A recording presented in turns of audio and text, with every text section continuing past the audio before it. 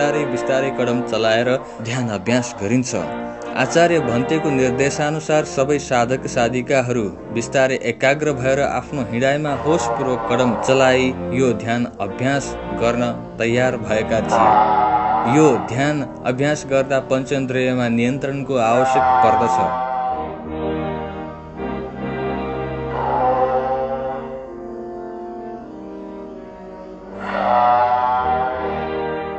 यो ध्यान गर्दा विशेष गरी पाइतालामा होस राख्नु पर्दछ।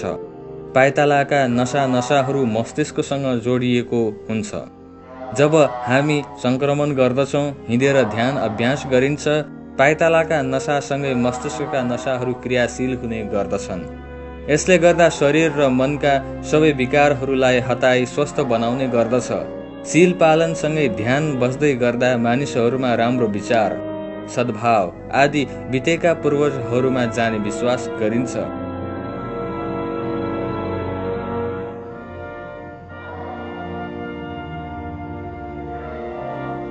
गौतम बुद्ध भन्नुहुन्छ, हामी 100 वर्ष बाँच्नुभन्दा बरु एक दिन शील पालन गर्नाले हाम्रो जीवन धन्य हुने गर्दछ र उसले सुगति प्राप्त गर्ने गर्दछ।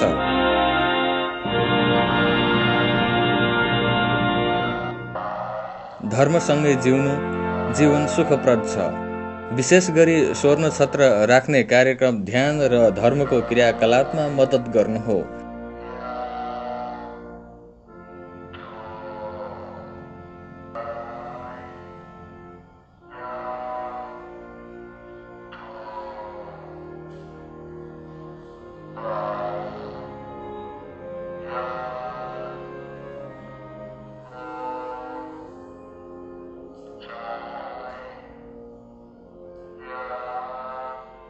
मानिसहरू यसरी ध्यानको अभ्यास गरिन्छ।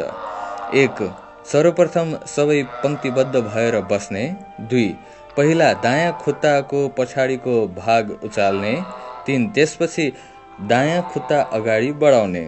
4. दायाँ खुट्टाको अघिल्लो भागले जमिन स्पर्श गर्ने। 5. दायाँ खुट्टाले पुरा जमिनमा स्पर्श गर्ने। 6.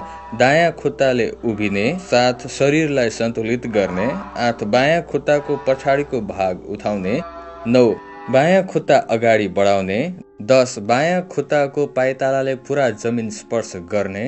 11. बायाँ खुट्टामा उभिने। एवं रीतले यो साधना निरन्तर रूपमा अभ्यास गर्ने गरिन्छ।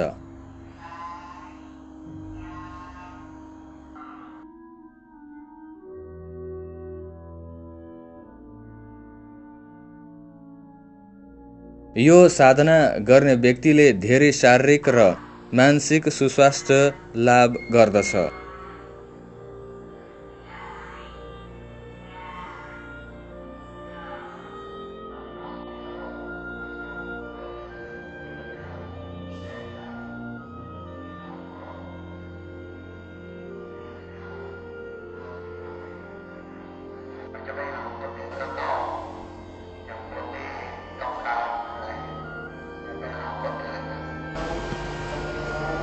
त्यसपछि सबै एकै ठाउँमा बसी आपसमा मैत्री बाँडेर फोटो सेसन पनि गरेका थिए।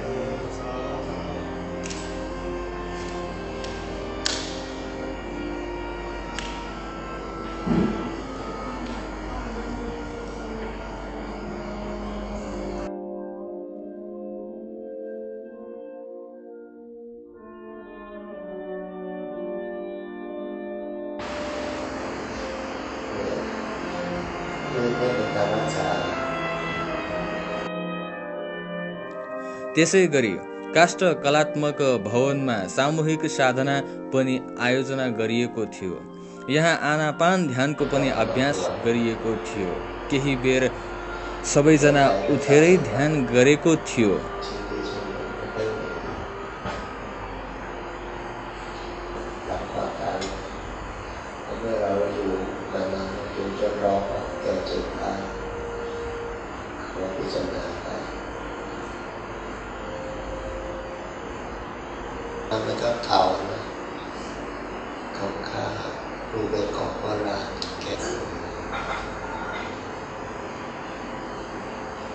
त्यसपछि सबै साधक साधिकाहरू ध्यान गर्नको लागि पलेटी कसेर